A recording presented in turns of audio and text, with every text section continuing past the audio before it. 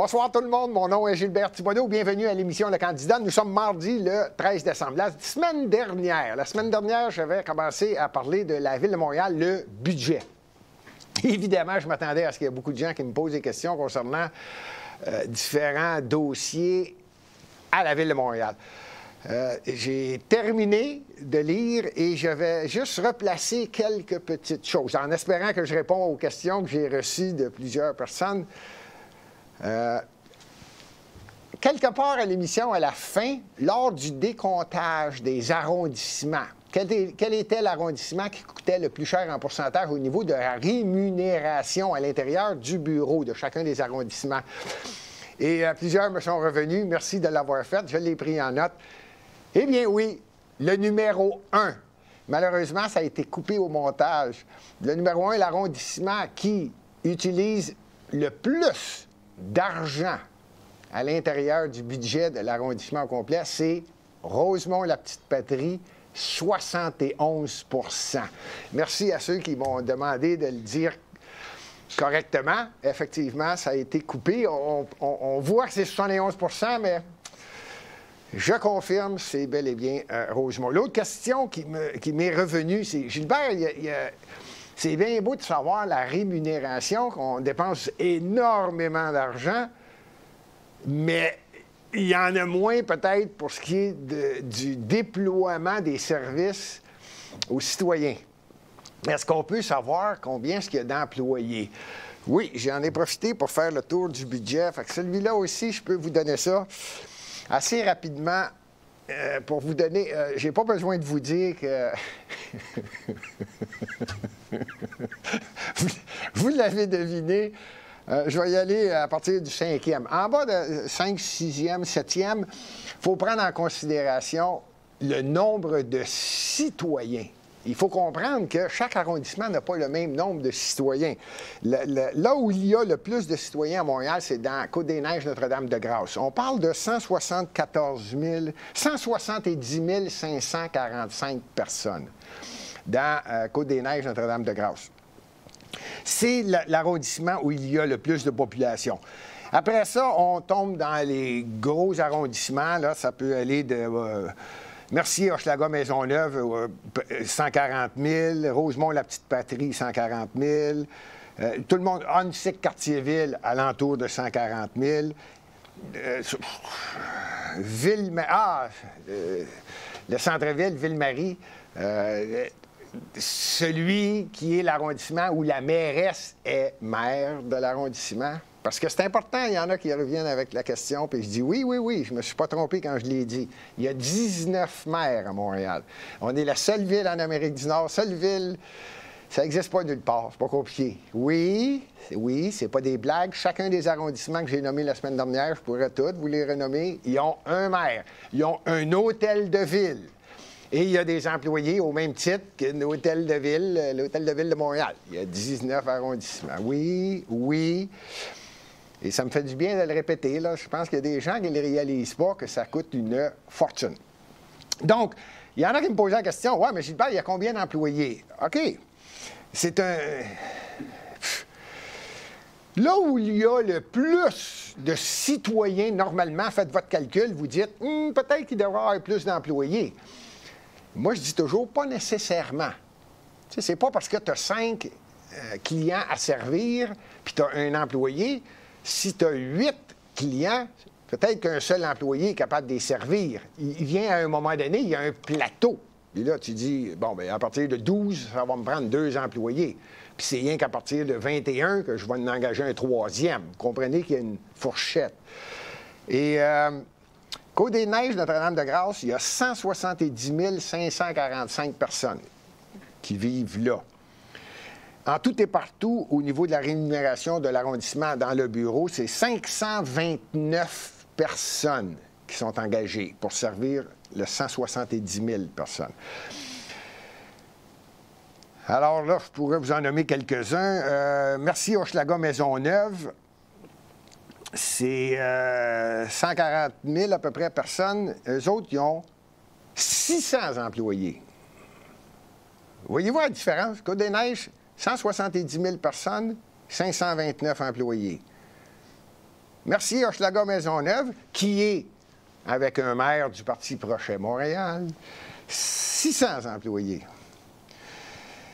Je ne veux pas passer toute l'après-midi à toutes les répéter, là, mais ça va me faire plaisir. S'il y en a qui me reviennent avec la question sur YouTube, en passant, j'apprécie énormément ceux qui mettent le pouce en l'air. On a de la difficulté avec YouTube. Je ne sais pas si vous êtes au courant, il y a un petit nettoyage qui se fait à l'intérieur de YouTube. Et pour changer un petit peu l'algorithme, quand on met le pouce en l'air, ça aide. Et ça ne coûte rien. Et en passant, si vous voulez, vous pouvez également vous abonner pour augmenter notre chance à être vu au maximum. Rosemont, la petite patrie. Ça, c'est le grand gagnant qui met beaucoup d'argent. Beaucoup d'argent dans ses revenus. Tenez-vous bien, il bat encore les records, évidemment. 702 employés. Et il y a à peu près 35 000 personnes de moins que dans Côte-des-Neiges, Notre-Dame-de-Grâce, qui a 529. Vous comprenez que j'ai eu beaucoup de plaisir à regarder ça, et je sais qu'il y a des gens qui disent « Ah, c'est des chiffres, c'est difficile à suivre. » Vous avez raison. Je suis en train de terminer, parce que la dernière question qu'on me pose tout le temps, Gilbert, il y a combien d'employés à Montréal? Combien est-ce qu'il y a de monde qui reçoivent de chèques payés par le centre-ville, par la ville, centre, incluant les arrondissements, incluant tous les employés, col bleu, police, pompiers. Combien il y en a? J'ai pas fini. Croyez-le, j'ai pas fini. Là, je suis en train de travailler sur parce qu'il y a de nouveaux services qui ont été créés. La mairesse de Montréal a créé des nouveaux services. Alors là, il y a des nouveaux employés, puis des fois, si je veux être précis, il faut que je fasse attention avant que je sorte le chiffre. Je peux vous le dire tout de suite qu'à Toronto, après vérification, c'est entre 26 000 et 26 800 personnes. À Montréal, c'est plus de 28 000. À Toronto, c'est presque le double de la population de Montréal. Vous comprenez que je ne veux pas sortir de chiffres précisément. Mais là, j'ai les 19 arrondissements au complet, j'ai le service de la police, j'ai le service des pompiers, j'ai le service, tout l'inspecteur général, etc. Alors, je vais revenir avec le chiffre. Ça ne sera pas long, la semaine prochaine probablement, ou la semaine d'après. En passant, la semaine prochaine, c'est le 20 décembre. C'est la journée annuelle de notre Téléthon. Et si je ne me trompe pas, on met la caméra à on, quelque chose comme entre 9h et 10h le matin, là, c'est au cours de l'avant-midi, et on ne la referme pas avant 10, 11 heures le soir. C'est 10-12 heures, là, le tour du cadran complet sans jamais arrêter. On va avoir beaucoup de plaisir. Je vais même vous dire quelque chose, ne répétez-le pas à tout le monde. D'après moi, il va y avoir une émission spéciale de la grand-messe, le 20. C'est très possible. Ceux qui se rappellent du principe de la grand-messe, la première question est reliée directement avec la religion catholique. Après ça, attachez votre tuque avec la broche, on ne sait pas où ça s'en va. Et ça se peut qu'il y ait un épisode de la grand-messe en rappel. Ça, c'est le 20, mardi prochain. Bon. Pour ce qui est de la Ville de Montréal, la seule chose que je voulais terminer là-dessus avant de... Ah oui, c'est vrai. Quelqu'un m'a dit, Gilbert, t'as expliqué qu'il y a le bureau de la vérificatrice générale. C'est une vérificatrice qu'on a à Montréal. Elle, son rôle, c'est de faire toute la vérification complète de ce qui se passe à Montréal, au sein des élus, au sein du staff, qu'on appelle les employés près des élus, le chef de cabinet, tous les proches, pour voir s'il y a peut-être des choses qui n'auraient pas dû être faites. En bon chrétien, je vous dirais des choses pas trop catholiques. C'est le rôle de la vérificatrice générale. Et la semaine passée, j'ai dit, il y a quelque chose de différent à Montréal. On a également un nouveau bureau qui a été créé lors d'une élection il y a quelques années. Le bureau de l'inspecteur général, le BIG.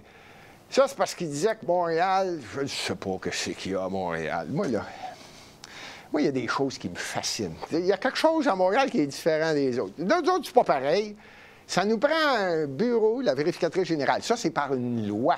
Le bureau, la vérificatrice générale, elle, est obligatoire. C'est toute ville de 100 000 habitants et plus doit avoir une vérificatrice ou un vérificateur qui fait les vérifications des chiffres et de tout ce qui peut arriver de pas trop catholique, et elle fait un rapport. Et croyez-moi sincère, un vérificateur général, quand il y en a une, que la Ville de Québec, la Ville de Montréal, habituellement, c'est pas mal précis. Bon, on en sait pas mal sur ce qui s'est passé au cours de l'année pour pas dire pas mal, parce que les élus, ils se basent beaucoup là-dessus pour dire, oups, il faut régler ça, parce que... Mais Montréal, c'est différent. Montréal, on en a deux. On en a un autre, ça s'appelle le bureau, j'ai trouvé, comment c'est le titre, le bureau de l'inspecteur général. Bureau de l'inspecteur général créé de toutes pièces, il n'existait pas, parce qu'on a décidé qu'à Montréal, c'est différent, puis il y a de la corruption. Pas d'exception, je pense qu'il y en a toujours eu, il va toujours en avoir, puis si ça continue comme ça empire. Mais ça, c'est une opinion personnelle que je viens d'émettre. Et ça coûte, le bureau de l'inspecteur général, le BIG, 7 millions de dollars. 6 millions, vous comprenez, 6 950 000 dollars. 34 personnes travaillent là-dessus.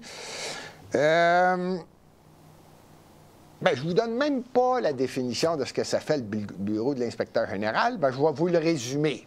Faites juste vous rappeler que ça vient d'être créé de toutes pièces.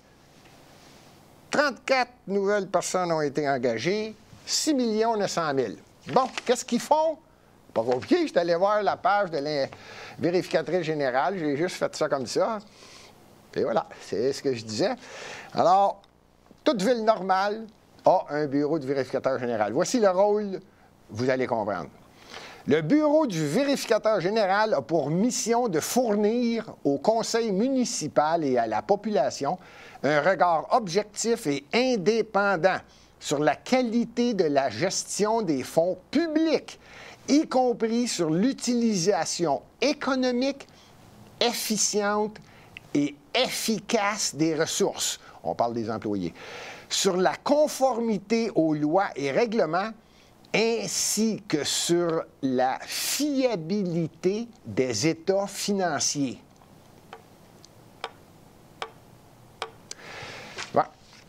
Fait que j'ai juste pris le même paragraphe. Ça, c'est un 7 millions dépensés, juste faire plaisir au grand public. Là. Ça en est pathétique.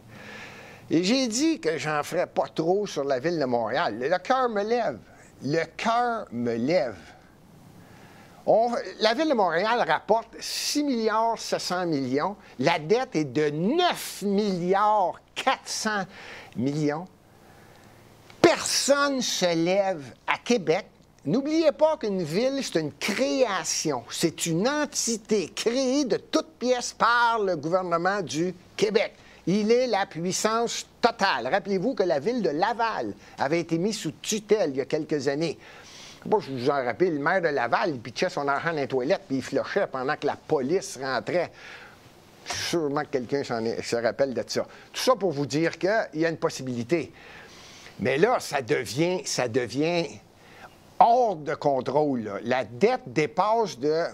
Même dans le budget, j'ai hâte de voir le rapport de la vérificatrice générale, que je vais mettre la main là-dessus bientôt. Comment se fait-il qu'on parle d'à peu près 112, 113, 114, 115 % au-dessus des revenus de la Ville de Montréal concernant la dette? C'est pire que ça. On s'en va vers 120, 130 %. Et tenez-vous bien, ceux qui m'ont fait la remarque, Gilbert, tu n'as pas parlé de l'augmentation des taux d'intérêt, justement. Justement, parce que là, le cœur me lève, mais à un moment donné, s'il me lève trop, je ne serai plus capable de m'exprimer. Donc, on a fini avec Montréal. Ça me fait de la peine d'avoir dit ça de cette façon-là, mais que voulez-vous? Je devais terminer avec la Ville de Montréal aujourd'hui. Ah, bon. Blague à part, la semaine prochaine, le 20 décembre, on va avoir l'occasion d'avoir beaucoup de plaisir. Tous les animateurs, aimés, non aimés. Rappelez-vous que LuxMedia, luxmedia.info, c'est disponible. Site Internet, toutes les émissions vont sur la page. La semaine prochaine, c'est la journée où on dit merci à tout le monde et tous ceux qui veulent encourager, aider ce gros projet-là. On est quelques-uns qui y croient, qui ont beaucoup de plaisir. Et je vous le dis tout de suite, personnellement, là, moi, là, appelez-le Yann Rochdy, appelez-le André Pitt, Ken Pereira, Caroline Mayou, peu importe. Je ne suis généralement pas d'accord avec eux autres. Et Caroline Mayou est généralement pas d'accord avec André, Yann et Ken. Et Ken est généralement, lui, il n'est jamais d'accord avec qui que ce soit de toute façon.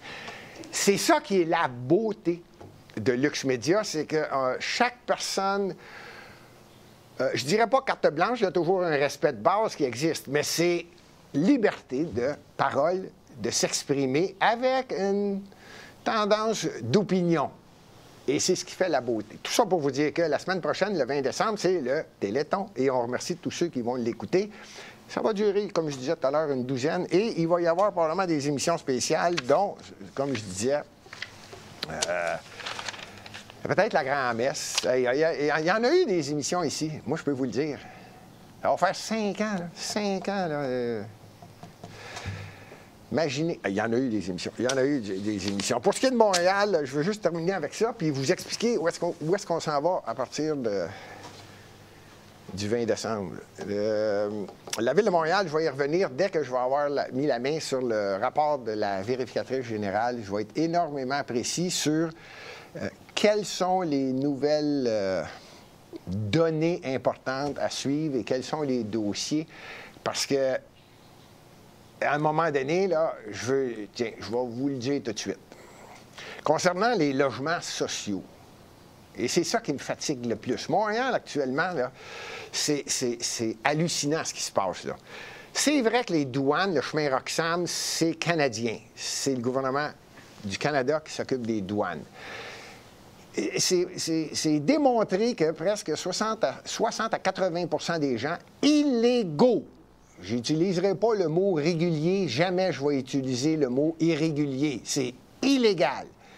Les gens qui passent par là sont illégaux. 60 à 80 des gens qui passent par là se ramassent dans les grandes villes, dont Montréal. Ça cause un énorme problème.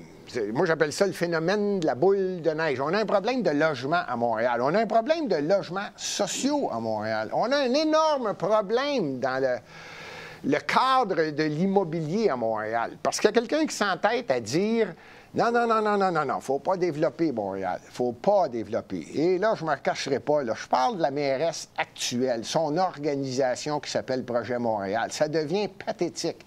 Pathétique. Et pourtant, elle fait des promesses. Elle en a fait une lors de l'élection de 2017. Elle vient d'en faire une en 2021. Vous voyez à l'écran, il manque de logements abordables. En 2017, je pense qu'elle promettait 12 ou 16 000 logements. En 2021, on en promettait 60 000. Là, c'était la bataille entre Denis Coderre et elle. Je vais en faire 25 000. Ah, bien là, le lendemain, je vais en faire 30 000. Ah, bien là, je vais en faire 40 000. Ah, bien là, je vais en faire 50 000. Ah, bien là, je vais en faire 60. Ça en était pathétique. Premièrement, je l'ai expliqué, puis je vais toujours le réexpliquer. Ça prend une vision, ça prend une planification, ça prend... Il faut que tu saches où est-ce que tu t'en vas avant de dire « je m'en vais là ». Surtout en politique. C'est peut-être pas le cas tout le temps, mais c'était la meilleure façon de faire avancer une société. Il n'y a pas de terrain qui ont été acquis à Montréal. Il n'y a rien qui a été prévu en fonction de « OK, où est-ce qu'on va les bâtir ». Comment voulez-vous promettre 60 000 logements? Tu n'as même pas de terrain. Puis c'est moi ce que je trouve le plus choquant, c'est que la ligne bleue à Montréal qui va se rendre, elle va ouvrir très bientôt, parce que ça fait pas longtemps qu'on l'a prévu, la ligne bleue. Ça fait 33 ans qu'elle est prévue. Fait que je pense que ça va être l'an prochain. Et là, finalement, elle va ouvrir. Il me semble qu'en 33 ans, tu as le temps de dire, je pense qu'on va faire l'acquisition de certains terrains pas loin. On parle de logements abordables. On parle de logements nécessaires pour une classe de gens à Montréal qui ont besoin de logements abordables. Tu essaies de mettre ça pas loin de tes transports en commun. Hein? Comment ça se fait que... Non, 60 000, la promesse. Puis si vous regardez encore le journal qu'on va voir à l'écran, vous remarquerez que là, ça commence à sortir. Là, on est à un compétiteur un petit peu plus petit que Lux Media qui l'a écrit. Mais il y en a d'autres médias qui en parlent aussi. Là, c'est très loin du compte. Là, c'est des logements en paille. Là. Il n'y a pas de logement. Il n'y a rien qui a été fait. Il n'y a rien qui a été planifié. La mairesse est en train de faire l'acquisition de bâtisses déjà existantes, les rénover, puis là, il y a des gens qui vont pouvoir aller louer logements abordables. Voyons donc. Le parc immobilier de Montréal est déficitaire. Je vais vous le dire. Mon opinion, je vais vous le dire. Je ne parle pas de 10, 15, 20 000 logements. Je ne parle pas de 50 000. On a besoin, et j'en parlais déjà en 2017, j'en parlais en 2021, j'en parle encore en 2022. J'en suis à me poser la question. Je pense que dans le parc immobilier, il nous manque entre 110 et 130 000 logements sociaux. Pas le temps de les promettre. Je vous dis ce qui manque. Et là, c'est si on les bâtit au cours des 3 prochaines années. Parce que d'année en année, je reviens à ma prémisse. S'il y a un pingouin à Ottawa qui ne s'occupe pas de Roxham, ça continue à rentrer. Rappelez-vous que la Terre, elle tourne. Mais c'est la même chose pour la vie. À chaque jour, il se passe quelque chose. À Roxham, c'est pareil. À tous les jours, il se passe quelque chose. Et c'est caché. La seule chose qu'on va vous dire, je ne veux pas embarquer sur ce sujet-là parce que c'est dans le futur, mais la seule chose qu'on va vous dire, c'est « Ah, bien, on ne peut pas dire grand-chose. Il manque de main-d'œuvre. Hey, c'est des illégaux caliques! Y a-tu quelqu'un qui va se réveiller? Faut-tu être imbécile? Autant au Canada qu'au Québec qu'à Montréal. C'est des illégaux. Allez-vous finir de dire qu'on a besoin de main-d'œuvre? Vous faites rentrer des illégaux actuellement pendant qu'il y a des gens qui sont honnêtes, qui prennent le chemin légal pour venir à Montréal, venir au Canada, le beau grand pays, le plus beau au monde. Arrêtez de me dire qu'on a besoin de main-d'œuvre, on est obligé de se fermer les yeux, gang d'hypocrites, de caliques. Je le savais, je garderais mon calme. Hey, en passant, j'ai vérifié, puis c'est dans mes prochaines émissions. Il se passe quelque chose actuellement sur la planète, j'apprends rien à personne. Il y a un gars qui est pas un petit peu plus riche que moi. Vous le connaissez pas tellement. Bill Gates. Bill Gates est en train de faire l'acquisition. Il possède à peu près 20 de toutes les terres agricoles aux États-Unis. Puis il n'arrête pas d'acheter. Là, j'ai dit, wow, wow, wow, wow, wow. Fait que je commence à regarder le dossier. Ça ne sera pas la semaine prochaine parce que c'est le Téléthon. Je répète, merci à tous ceux qui sont là et qui encouragent Lux Média. L'émission va être diffusée probablement sur YouTube, toutes les grandes plateformes, dont la plus grande, luxmedia.info. Et la semaine d'après, ça va être Noël. La semaine d'après, ça va être le jour de l'an. Ça sera peut-être la semaine d'après dont je vais en parler. C'est les acquisitions qui sont en train d'être faites par, je répète, Bill Gates. Quelquefois, à même sa fondation, Melinda et lui, ou par d'autres firmes qu'il a créées. Et tenez-vous bien, ça a passé inaperçu, moi ça me fait rire. 2022, il vient d'acheter 4 terrains de golf au Québec. Je ne sais pas si vous le savez, c'est quoi le mot dit belles terres agricoles, ça, des terrains de golf. Ceux qui veulent le vérifier, parce qu'on me demande souvent, Gilbert, donne-nous tes sources. Oui, à partir de probablement l'année prochaine, en dessous, sur YouTube, on va mettre toutes les sources. Comme ça, vous allez avoir l'information. Pour ceux qui veulent le vérifier, le club de golf Saint-Laurent, sur l'île d'Orléans, Bill Gates l'a pogné. Le club de golf Ancienne-Lorette, Bill Gates l'a pogné. Le golf Charny, c'est beau ça. Bill Gates l'a pogné. La Rotonde, le golf, club de golf, la Rotonde à Lévis, Bill Gates l'a pogné. Des fois, je me pose la question, je vais revenir là-dessus, parce que là, je me dis, qu'est-ce qui va se bâtir là-dessus? Là, vous ne me faites pas croire qu'ils vont conserver les clubs de golf là-dessus. Peut-être à court terme. En passant, il y en a j'ai déjà vérifié quelques-uns d'eux. Il y en a un terrain qui a été vendu, on ne dit pas vendu quand c'est Bill Gates qui achète. L'acheteur a payé 4 fois plus cher que prévu. Il était évalué à 5 millions. Il a été vendu 20 millions. Fait qu'il l'a dans la tête et c'est une émission dans les premières que je vais faire au cours de janvier 2022. Une autre question qui m'est revenue, je termine là-dessus. Gilbert, tu as déjà parlé de la fenêtre d'Overton. La fenêtre Overton. Ça, là, ça se peut que j'aie besoin d'un collaborateur de Lux Media. Je vais peut-être demander à Yann Rochdy. Lui, il est sauté, Yann Rochdy. Des fois, il part avec des patentes, des théories, là. Tu dis, voyons donc, ce gars-là, il... Mais je pense que Yann, il va avoir du plaisir à nous l'expliquer, puis moi, d'essayer d'y poser des questions faciles. Je ne sais pas si vous le connaissez. Yann Rochdy, des fois, il parle, là. Pff, je comprends rien.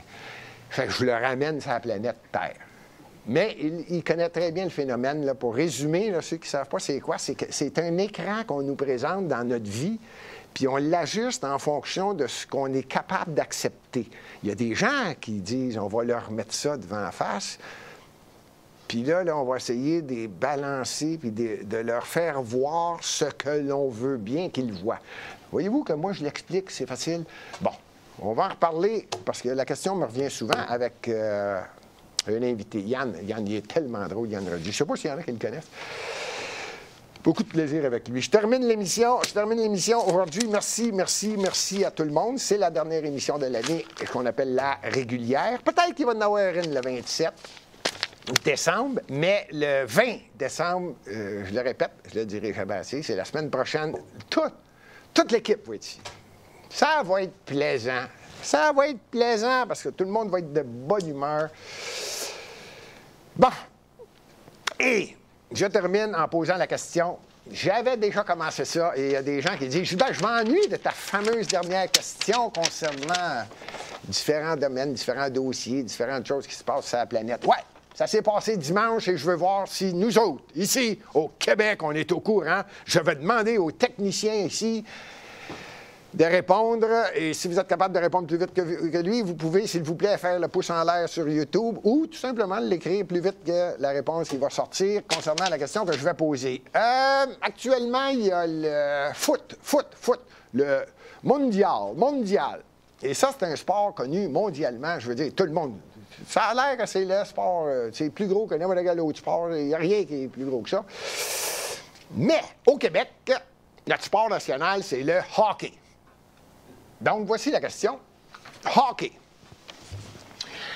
Je veux les 5. Je veux même pas les 10, les 5. Saison régulière et finale, demi-finale, quart de finale, huitième de finale, là, les séries au complet. Là. Saison régulière et l'ensemble de la saison, incluant les finales, les séries. Les 5 meilleurs compteurs. Ligue nationale dans l'histoire. On commence avec le 5e, puis on s'en va vers le 1er. Le 5e, selon le technicien, c'est... Mario Lemieux? Non. Il est-tu dans le top 5? Mais si je dis ça, voyons, tu parles... C'est ça que j'ai dit. Il y a des techniciens ici, il y a des gens qui travaillent avec nous autres qui ont un excellent sens de l'humour. Le 5e... Ken Pereira is in the house. Ken, est-ce que tu es capable de nous donner le 5e meilleur compteur de l'histoire du hockey dans la Ligue nationale? Oh, j'ai même Yann Rochdy. Yann, bon, qui? Mais déjà trouver les top 5, pas dans l'ordre, ce serait déjà bon. Oui, mais time out. C'est une question piège. Ouais. C'est des compteurs ou des buteurs? Compteur, au hockey. Là, ici. Les points ou les buts? Je l'ai dit. Des buts, pas des passes. Des buts. Je vous l'avais dit. Imaginez qu'est-ce que ça va avoir là le 20 décembre. Là, j'en ai 3 ici, puis déjà, on pense même pas la même chose. Gretzky numéro 1. Gretzky numéro 1. Lemieux numéro 2. Ouais. Brett Hall numéro 3. C'est qui avait d'autres? L'autre qui a fait beaucoup de buts, c'est pas Mondialny. L'autre... Jagr? Non. Ovechkin. Ah, il serait C'est l'année, déjà? Je pense. Ovechkin, puis 5e. Plus de buts dans une saison? Une saison incluant les séries. Peut-être incluant Joe Sakic? Non, je pense pas. Pas assez poté. OK, alors merci à tous ceux qui ont écouté l'émission. Je vous répète, j'avais ici, vous allez voir le 20 décembre, on va avoir beaucoup de plaisir. Il va y avoir probablement avoir un mix de différents animateurs en même temps, que ce soit André Pitt avec Yann, que ce soit Ken avec Gilbert, que ce soit Yann avec Gilbert, avec Ken, peu importe. Il va y avoir un mix toute la journée. Il va probablement avoir l'émission La Grand-Messe, une petite demi-heure, 3/4 d'heure qu'on va rire un peu. Et On va toucher à tous les sujets, croyez-moi. OK, le 5e meilleur compteur de la Ligue nationale. On parle de les séries incluant que la saison régulière. Jaromir Jagr. J'ai lu. Oui, le 5e. Le 4e, Brett Hull. 2. Oui. Le 3e dans l'histoire, Gordie Howe. Ah oui. 869 buts. Ouais. Ouais. Gordie Howe. Ça, c'est pas une saison. Il y a dit Non, 5 c'est saisons. pour Il y a tout. dit 5 saisons. Non, une, c'est... non. Dans toute l'histoire du hockey. Il a gagné plein d'affaires, voilà. OK, en numéro 2. Je savais que Ken Pereira avait écouté le hockey en fin de semaine. C'est arrivé dimanche. Gordie Howe, je viens de le dire. 3e, 869 buts. Le 4e, c'était pas Brett Hull. C'était Alec Ovechkin. Il a compté un but dimanche. Je suis sûr que Ken, c'est de ça qu'il faisait allusion. Et il a monté à 869 buts. Donc, égalité avec Gordie Howe. Oh! Et étant donné que Gordie Howe ne peut plus compter beaucoup de buts, ils ont considéré que Alec Ovechkin devenait 2e. En fait, c'est 2e avec Gordie Howe. Mais là, ils ont mis Gordie Howe 3e parce qu'il y a moins de chances de compter de buts. Faut qu'il meure dans l'avion. Alors, c'est Jaromir Jagr, Brett Hull, Gordie Howe, Alec Ovechkin et voilà. Tout le monde a compris. Le meilleur compteur de l'histoire, incluant aux Ligue nationale de hockey, incluant les séries finales dans l'histoire, dans toute sa carrière, c'est... Je suis obligé de regarder son nom, il n'est pas connu. Wayne Gretzky. Salut tout le monde, ça m'a fait plaisir. Phew.